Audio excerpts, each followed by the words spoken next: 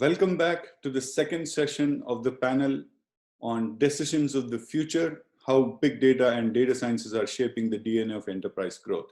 I'm Vinil Vadi, CTO at SuneraTech, and your host today.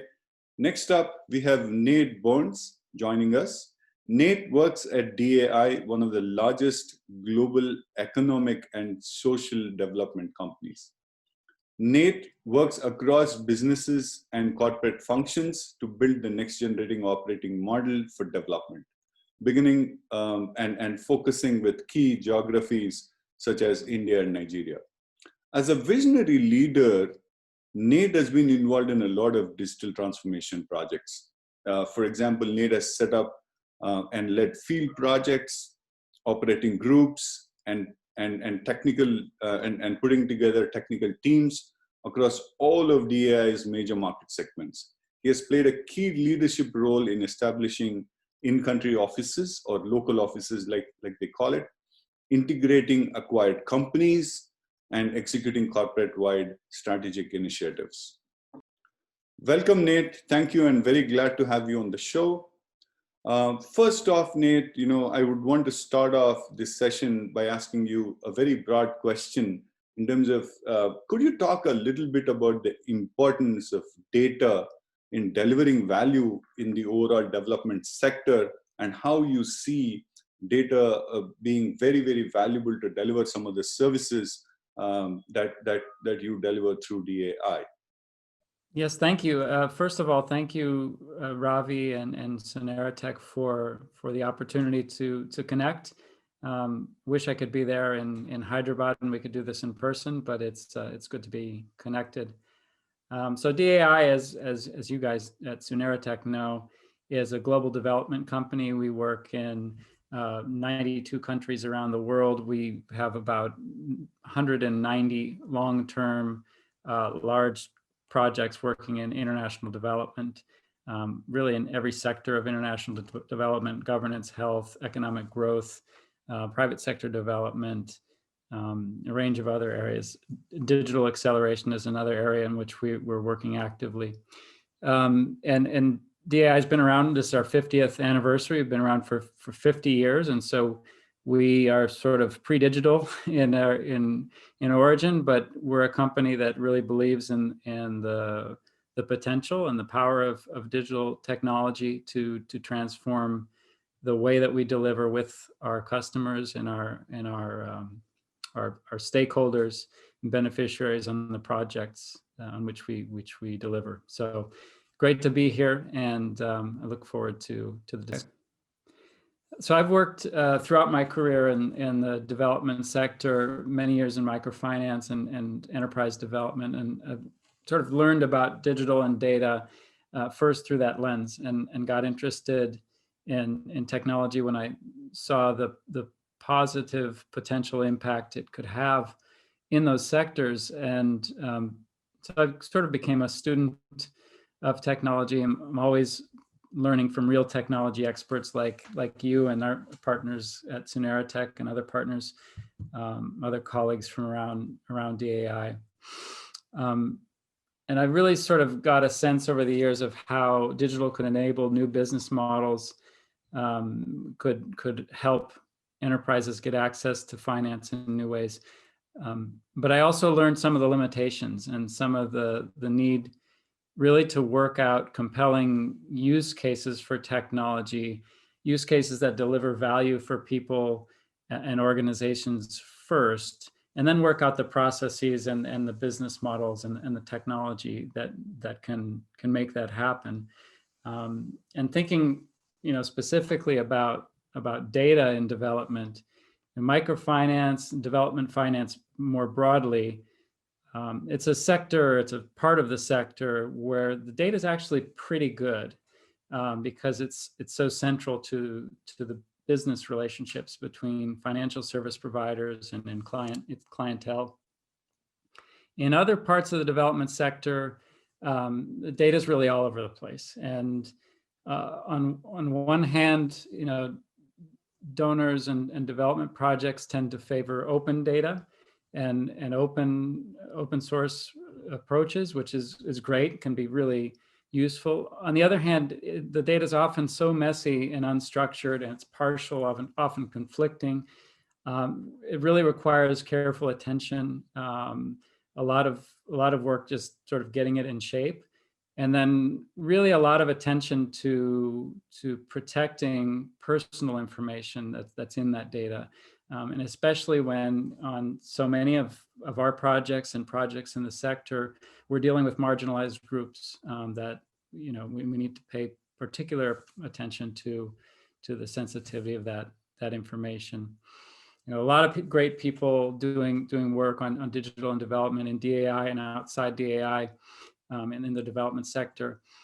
I encourage people to check out our Center for Digital Acceleration at dai.com/CDA.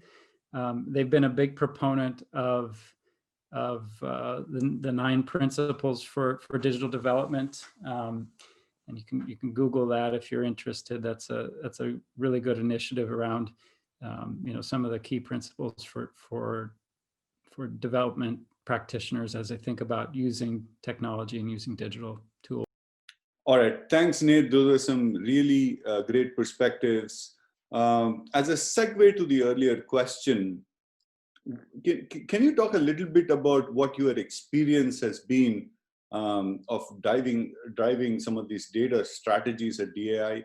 Can you walk us through some of the data initiatives that you've undertaken or planned for in 2021 at DAI?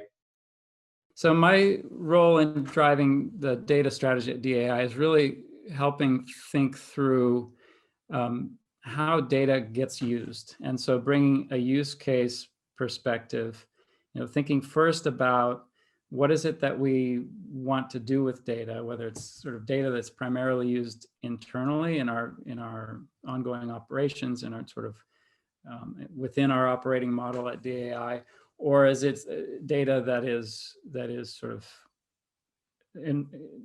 immersed in the projects that we run. Again, DAI is highly decentralized in the sense that we have people working on more than 190 projects around the world, highly autonomous teams that have clear scopes of work, and so having some basic data standards around where stuff gets stored, what sorts of tags we use so that these things can be found, the basic standards that we can protect people's personal information.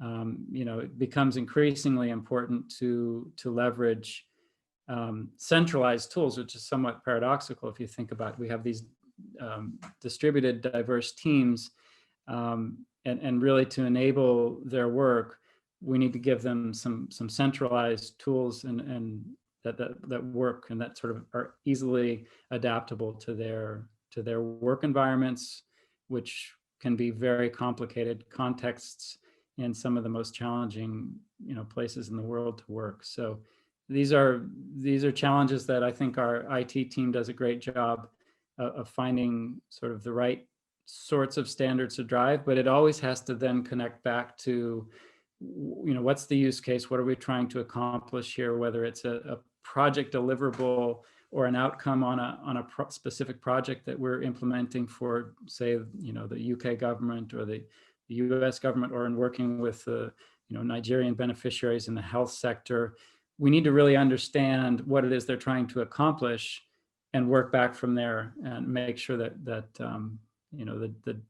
data standards are helping us, and sort of the data isn't an end in and of itself, but rather it's sort of serving a use case. Our approach to data really has initially focused on getting our internal data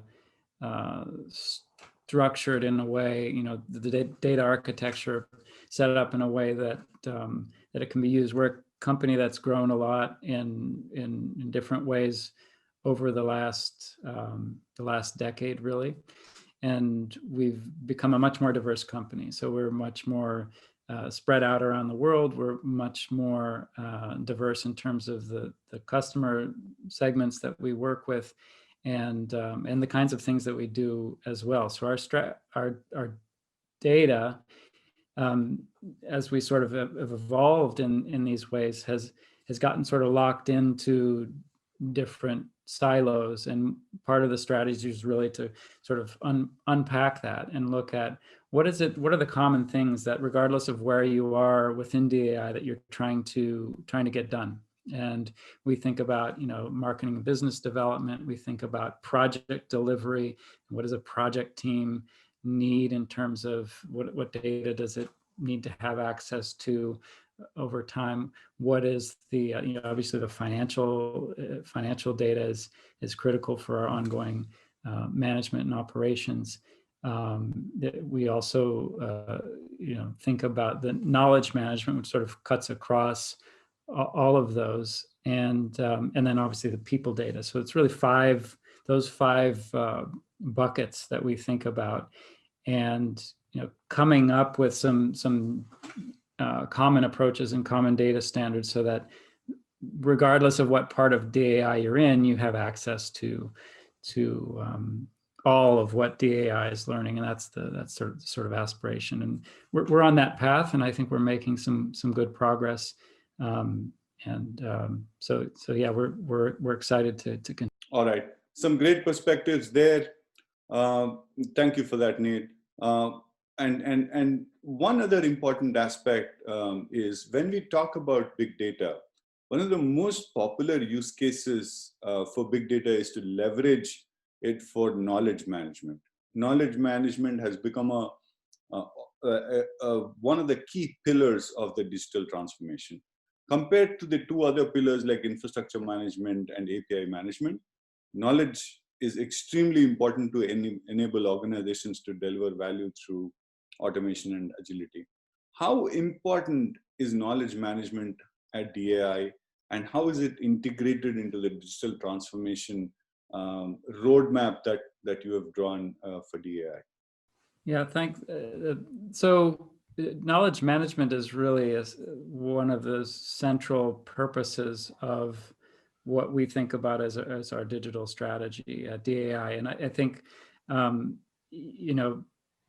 that said, I'm not speaking here mostly, or even, I'm not speaking here about the data or the specific knowledge artifacts, which, as we've looked at this challenge over the years, what we've found is that actually the one point at which knowledge management really matters is at the point of extraction. And so you have to, again, put yourself in the user's perspective and think through, what is the specific use case, again, that, what's the job that somebody's trying to get done when they're looking for this type of information, and what's the best format in which to give it to them.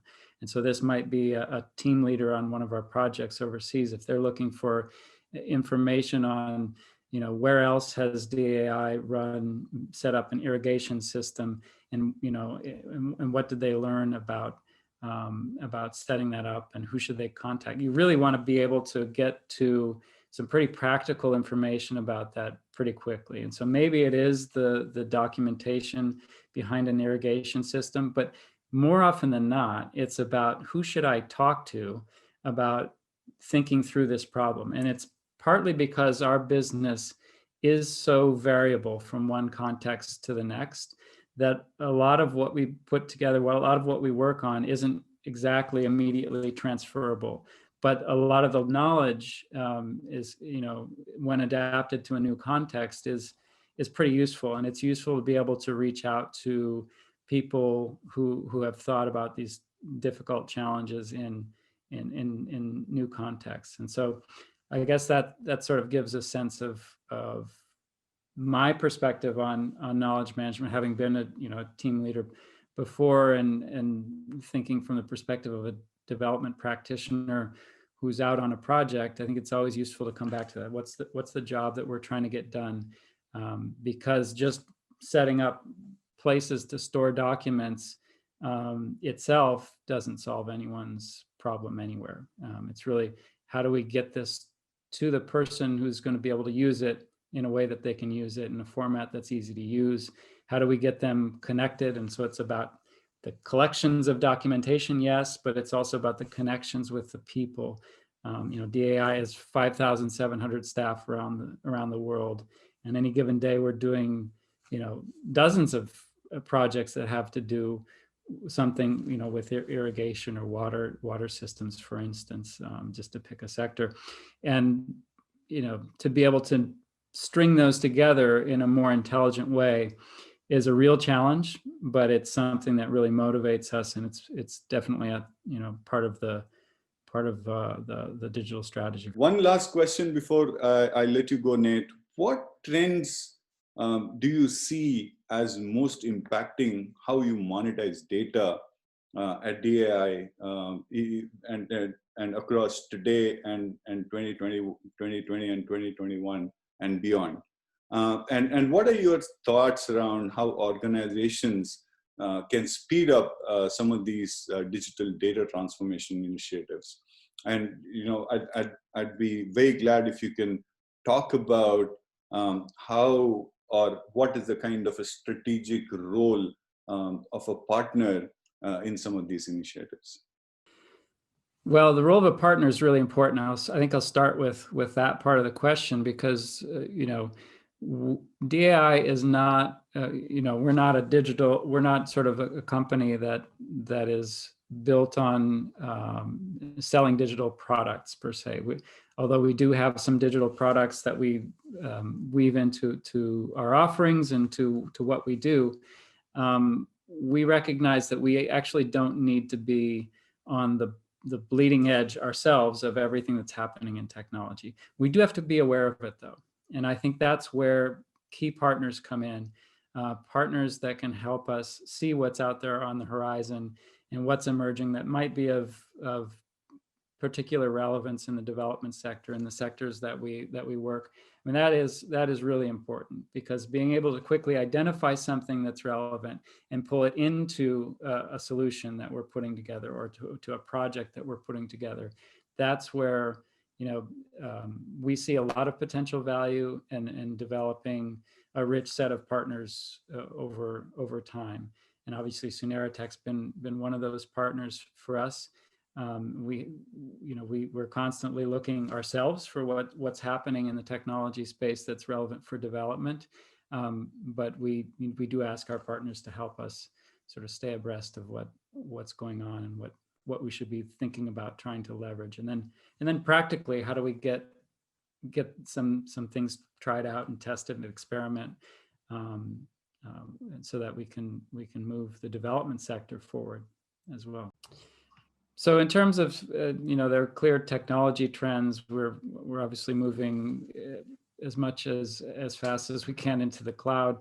We are, trying to leverage many of the same tools that others are trying to leverage in our core operations. But I think one of the key trends for us is, as we think through, ways that that data can help us, and how digital transformation can help us, it's really, again, it's back to what are the specific use cases, and how can we define the use case that is shows potential for creating value, whether it's value for our customers, for the beneficiaries on our projects, as stakeholders across DAI, and then looking at, where's the relevant data, what's the relevant process change that needs to happen, who are the people that have to be involved, and then really thinking about the technology.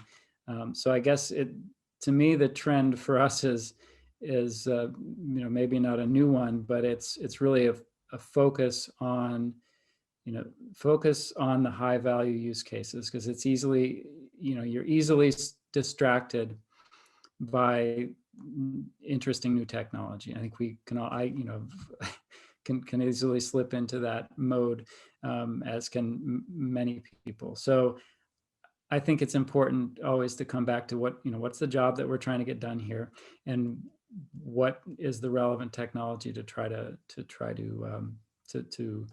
leverage. And again, this is an area where we have significant internal capacity for our sector. I think we're a leader, but we also know that there are many more smart people outside of DAI working on the leading technology than we'll ever have inside. And so it's connecting to communities, connecting to partners, and understanding, you know, the pros and cons of different